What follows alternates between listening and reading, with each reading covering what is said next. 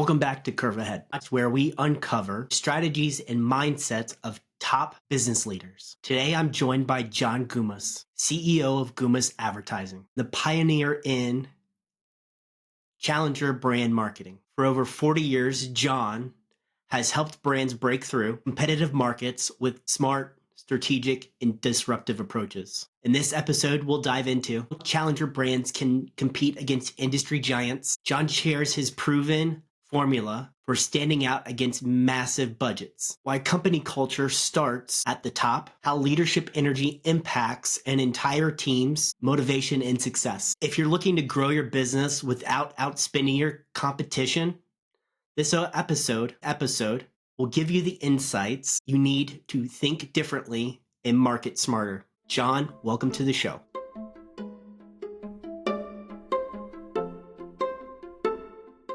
Hey, John, welcome to the podcast. Do you mind introducing yourself? Hi, Brian. Good to be here. My name's John Gumas. I am the CEO of Gumas Advertising. How did you become the CEO of your own advertising company? This is our 40th year. I actually was always passionate about advertising and marketing. I got a degree in the subject from San Francisco State University. It was actually a business degree with a concentration in advertising and marketing. While I was in college, I interned at big agencies, and after college, I was hired. There were a lot of times where I'm sitting in this big ad agency and potential prospects, right, clients would come in with these great ideas, great products, great services. And the first thing that they would be asked by these ad agency owners or C-level suites is, how much money do you have to spend? And if they didn't say a number that would meet their requirements, they would essentially tell these folks, yeah, sorry, nothing we can do, nothing we do for you. So this happened time and time again. And one time there was this one person came in there, they had just started this business and it was really, really interesting. And same thing happened. And as I usually do, I'd escort these folks out. And I said, wow, what are you going to do? We just started a conversation. And one thing led to another. And they ended up being my first client, and I started my own company from there. So every business needs a niche, something different. It was working with the underdogs. It was working with, we coined and we trademarked the term called challenger brands. So challenger brand marketing, based on this concept of the underdogs. Over 40 years, we've perfected this methodology of how do you actually compete when there's all these bigger companies around you spending a lot more money than you are. How do you compete? So there is a way to do that very, very effectively, and we've created it. We've even written a book on the subject called Challenger Brand Marketing. Saw that you actually wrote 2 books. Isn't that correct? That's correct. Yes. The first one was called Marketing Smart, which is the same concept of just how do you, it's not being traditional. It's not going head to head, because I guarantee you go head to head against somebody and they have more resources.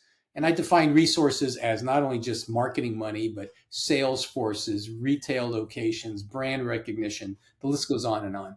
Right? If they have more of anything, then you cannot compete head to head. If you do, you will lose. So how do you carve a niche? How do you attack their weaknesses? What are the tactical elements you use? How do you position your brand and your message to really resonate? And so you can grow a business with the resources you have. So how do you identify a challenger brand? A challenger brand is any company. Doesn't matter the industry they're in. Doesn't matter how big or small they are. Pepsi is a challenger brand because they're up against Coke. It's if you are competing with someone who is out-resourcing you, you have to do things a little different. And that's what we do, working with clients who are in that position and helping them turn things around, helping them launch businesses, helping them in all sorts of stages in their business life, help systematically grow a business. Because we look at it from a business perspective. And we use advertising, marketing, digital marketing, branding, all those tools to help implement business goals. And that's kind of the way we look at it. At the end of the day, it's got to grow a business. Because if you're to ask me what I do, is I help companies grow businesses. And we do that by using really smart and strategic marketing strategies to do that. You had mentioned that you've been in business now for 40 years. How has your approach evolved over the past 4 decades for supporting your challenger brands? Any successful business it always has to anticipate the next change. If the next change hits you by surprise, it's too late. It's too late. And this is a business, as you know, right? It's a business of constant change, constant change.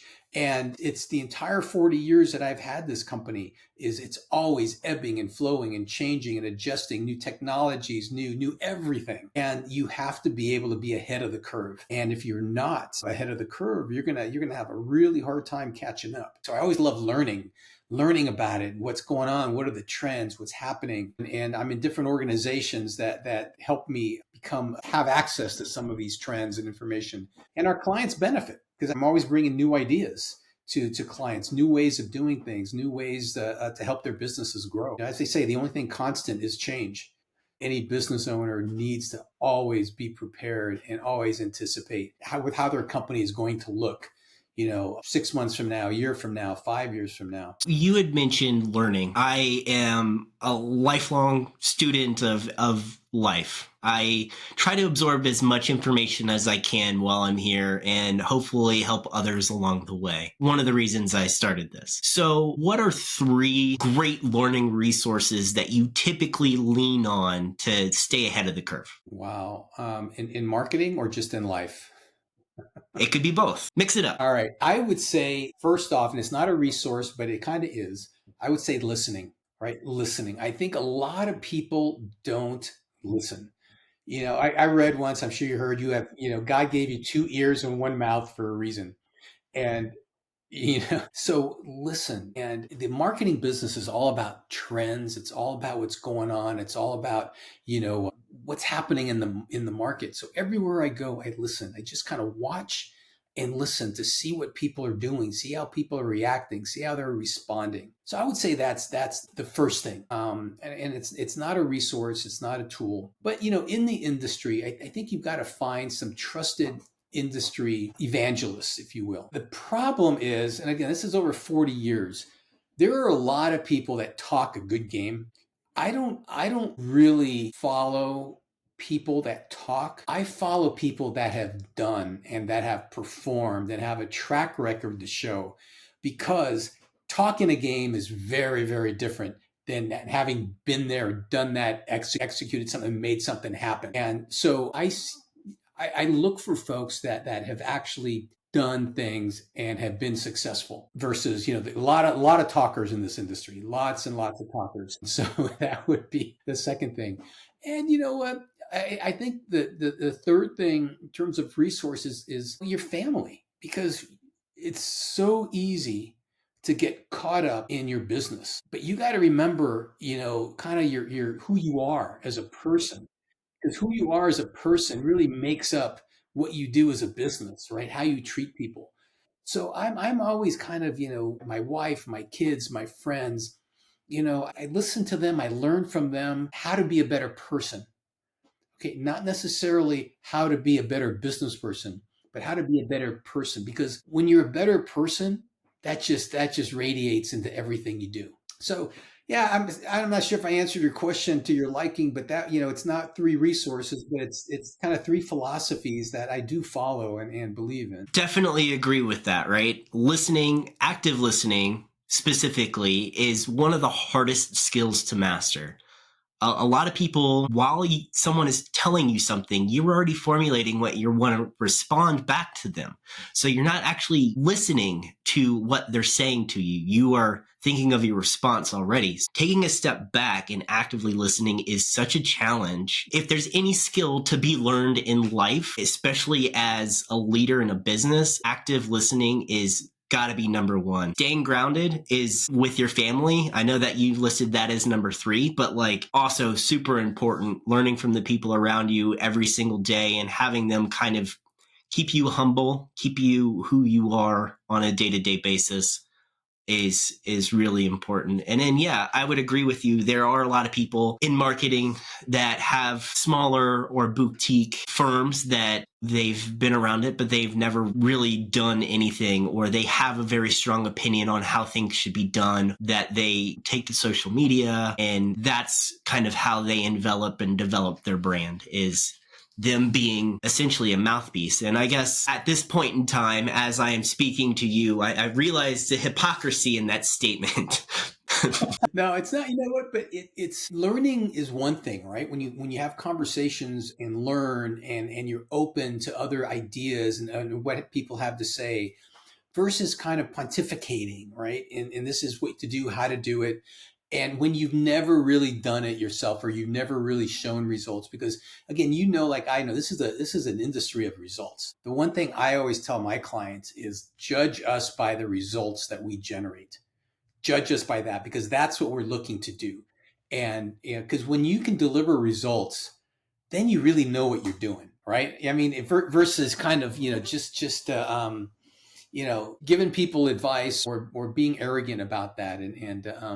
But what you do a really good job of is you induce from your guests, you induce knowledge, or you ask them really, really good questions that get them to really open up and talk about something that would be valuable to your listeners, right? You're not telling your guests what to say or how to say it. You're really helping them, and extract from them valuable knowledge. And I'm sure that's why your listeners follow you. I mean, I can only really hope that that's what they take away from it, right? I started this as kind of a knowledge project for myself, going back to being a lifetime learner and having these conversations with other leaders and kind of like understanding that everybody's path has some similarities, but they're so vastly different that it's just a great story to be told. I can't tell it for you.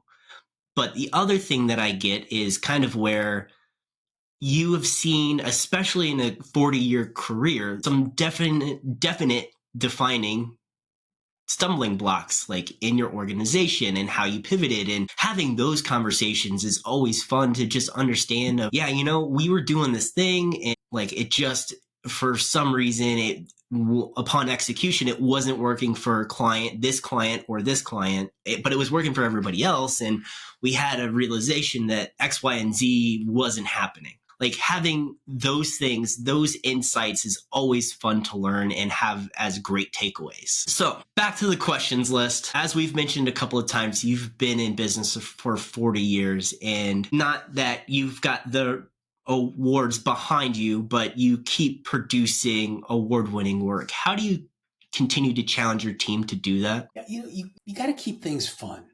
All right. You got to, and I'm going to answer that a few ways. I'm going to answer it first from a leader's perspective. Okay. As a leader, right? Our job is to motivate our folks. Our job is to put them in a position to be successful. Our job is to understand what drives them and help them, and motivate them and let them succeed. And our job is to give them the credit and congratulate them. And then and our ultimate job is to put the right people in the right seats. I've got a bunch of baseballs behind me. I think it's a baseball team, right? Our job, your job, my job is to get the best pitcher we can find, the best third baseman, the best shortstop. But more importantly, the ones that work together as a team, right? The ones that understand your culture. Because, I am the CEO, but a lot of times, I think of myself as the chief culture officer, right? My job is to keep everyone motivated, excited, informed. Because there's a funny thing I've learned over the 40 years. Everyone's mood in the office is dependent on my mood. All right. So I walk in, this is, for every CEO, you walk into the office in a bad, cranky mood. You know what happens? Everyone in your office is kind of, cranky, scared. You walk in in a good mood, everyone's in a good mood. So it's those simple things in life, that the human connection, just connecting with your employees, connecting with them and learning about them and excuse me. But that's how people, I think, deliver their best work. Feel that they're part of something special. And if you can do that as a CEO, right? And I get it, all the other jobs we have, all right, we're running a business, we're doing all that. I mean, I get it, I understand it, but I'm just talking from a basic human to human connection. And it's, your title as CEO, people look up to you, right? People look up, they watch everything you do. They listen to every conversation you have. When they can hear, they see how you treat other people. They see how you treat other employees, and that rubs off. So, I think that is really, really critical. I was just taking a note because I think that you made a couple of really great points there. First being, I think that everybody, when you were saying that the CEO's mood kind of is reflected on the entire office, can visualize in their head where their CEO has walked through the office and then people just kind of cowered in their cubicles or moved their conversations elsewhere to just kind of avoid that tension with someone they didn't necessarily want to have an interaction with. But the other thing that I heard there was that you are a lead by example person, right? You want people to see your leadership style, that you are in charge of the culture, right? You're in charge of the mood. Treat people with kindness, regardless of who they are. That's just a generalization. I would assume that that's true. Well, yeah, you're right on, Brian. And I would say then what happens is then they treat our clients the same way, right? They go above and beyond to help our clients, because it's not a business relationship. It's almost like a family relationship where we really care. And that shows. It shows our clients, and it shows in our work, and it shows in our results. But again, that happens, right? That happens at the top, and it trickles down. And I think most CEOs, a lot of times, they're so busy, so stressed, they forget that. But that's got to be at the top, in my opinion. It's got to be at the top of what they do every day. Is, people have to feel comfortable enough to come up and talk to you. They really do. And you as a CEO, as a leader, you set that. You set that. And it's I've never liked. And we've all seen people that manage through fear, and I couldn't disagree with that more in terms of not getting the results out of people, or not getting the overall results out of a company, because you have folks that maybe you're just there because they get a paycheck, and that's the worst thing that can happen. What advice would you give to like a younger leader in an organization who's still trying to figure out that lead by example thing, especially when it comes to a dynamic where there's like an inverse in age? So it's a younger person in a power position, and they're trying to lead by example for someone who may be older than them. Like, what advice do you have there? Yeah, I think that comes down to a personality versus personality, thing. And sometimes as a leader, there's just folks that just don't fit in, right? They just don't fit in. I hate to sound crude here, but sometimes you just got to cut the cord. And because the one thing that I've learned over 40 years, there's only one thing you cannot teach somebody, and that's an attitude, right? And a work ethic. That's the one thing you cannot teach them. If they don't come to you with that, if you don't hire with that, you will most likely have issues like what you just described. And that person, if they have an issue with a younger CEO, or in my opinion, that is not necessarily a work professional issue. That is an attitude issue.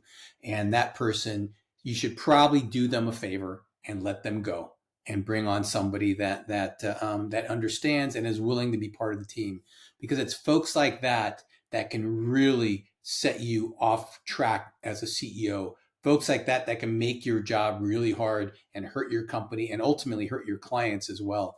So that's the advice I would have. Is you try and try, but if that person is not going to budge, and then you got to move on. You got to make the tough decision to move on. That's the hardest thing to do for most CEOs. I know it's the hardest thing for me to do, because you tend to give people the benefit of the doubt over and over again. But sometimes there's a guy by the name of Jack Walsh. You remember, he was a CEO of GE, and Jack used to fire the bottom performing 10% of his sales force every year. And his rationale was, I'm doing them a favor because they don't like their job if they're in the bottom 10%. And it was kind of, it was kind of, kind of hard and cruel, but it was just an interesting, way of looking at things, is I'm doing them a favor. Yeah, I would agree. I mean, sometimes there are just instances where people don't necessarily fit into the organization. But I also see a lot of myself in you just through the short time we've interacted, from the fact that like I try to lead by example, and I always try to give people the benefit of the doubt and foster human to human relationship. I think that's probably as a leader and in a service based industry, is the most important thing you can do, because people have good days and bad days, and just understand that their moods sometimes fluctuate, and that's okay. You need to, look kind of beyond that sometimes if they're having a bad day, and just be like, okay, they're having a bad day. If it's an attitude thing, then yeah, obviously there needs to be some sort of corrective action. And everyone around you sees that. Everyone around you, if this, let's say the individual you were describing, if he's like that, everyone in the company knows that. They see, they're not stupid. They see what's going on. And then, they see how you deal with that person. And most people, when it comes to letting them go, if that were the case like that, most people understand and actually kind of applaud you for doing that, because they get it. It's at the end of the day, you've got to be a leader. You have to do what's best for the company, and you need people on board that have your vision, have your work ethic, have your compassion, right, and are all together. Because this is rowing a boat. This is, we're all in a boat rowing together, right? If there's one person in the back that doesn't want to row in sequence, well, at some point your boat's not going to row as fast as it can, and you need to get a new rower. Let's talk about technology in your business, right? I think that the biggest impact we've seen in the marketing realm in the last 5 years has to be the emergence of AI. How do you embrace those new technologies? Here's the hard part about it. It's changing so quickly. By the time you embrace something, it's already changed. We've embraced it is our ability to do really extensive background data gathering really allowed us, at a level never before. From a content development perspective, being able to write but here's this caveat I would say that you got to be really, really careful, especially when it comes to content development. AI pulls from a lot of places. You don't know where it pulls from. From a perspective of creativity, just coming up with ideas, and it certainly has done that. But again, what makes us really cautious where it is now is you just don't know where that is coming from. So all I'm saying, it has really good characteristics about speed and thoroughness, but it also has this gray area of you got to be really, really careful that it will change the industry. And, we're watching it really closely, but it will change the industry.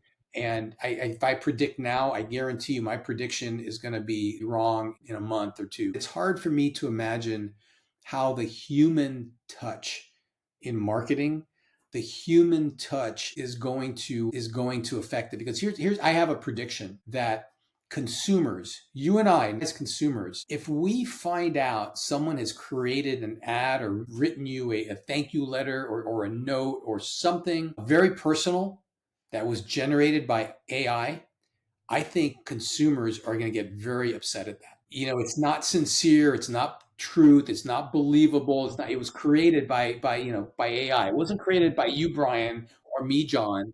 You know what? Because when you write a note or there's an ad, there's a connection, and I just predict that at some point consumers are going to say, no, no, no, no. I want I don't want a machine.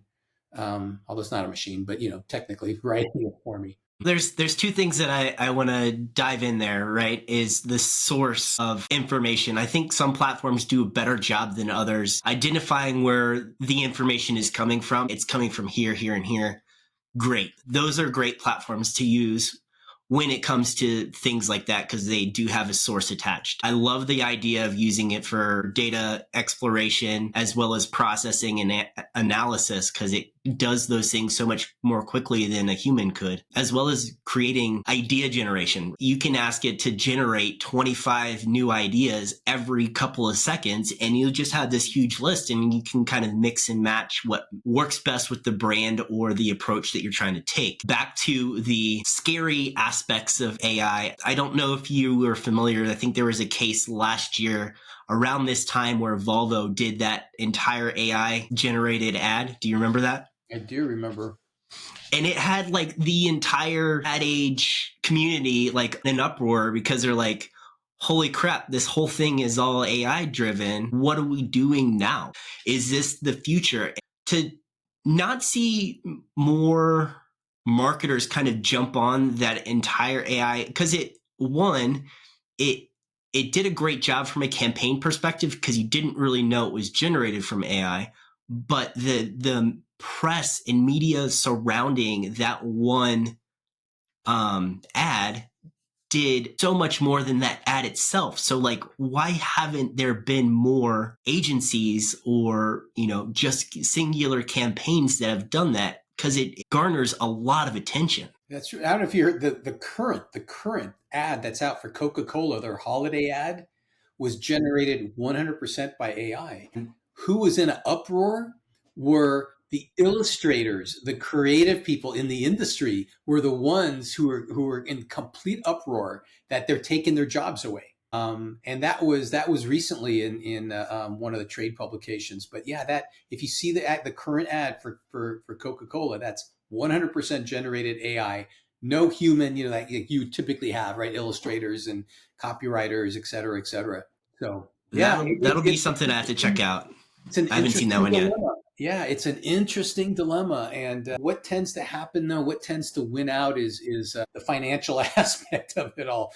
So, agencies, instead of having a 20-person creative shop or creative department, now have maybe a 5 or 6 person department. Well, you know what? That's a big, big cost savings. And it's hard to convince many, especially these big agencies who, that are public companies and it's all about profit and hard to convince them otherwise. So I think you're going to find some of the mid to small agencies like are going to have, are going to care about the people they have and use it as a tool to help versus a tool to replace. And I think what you're going to see in the bigger agencies is the opposite, the tool to replace versus the tool to help. And that's kind of where I see it most likely going. I think that's a great perspective. I would hop on board and I would say that I would agree. I think that that's the direction it will ultimately go. So John, you've been a great sport. No pun intended with all the baseballs. This is where I allow you 90 seconds to kind of pitch whatever thing you're passionate about, whether it be your organization or some other passion projects that you're working on. So without further ado, the floor is yours. Thanks, Brian. Well, I'm passionate about my company and I'm passionate about what we do for our clients. And we have a challenger brand marketing process that is unique to us, and it generates incredible results for our clients. And we're just passionate about it. We're passionate about educating people on how to think differently when it comes to branding and advertising and how it actually works. But it only works if you know that you're a challenger brand and you understand what it means to be a challenger brand. Now, all of a sudden, with that understanding, it works. I mean, your marketing and advertising and your results, because at the end of the day, right, this is about building a business. So how do you strategically build a business by using challenger brand marketing? That's what I'm really passionate about. And still, after 40 years, so excited about, just helping companies grow and, go to the next level or become as big as they want to be. Awesome. John, well, it's been a pleasure. I really appreciate your time. Thanks, Brian. I really enjoyed it as well. Thanks so much.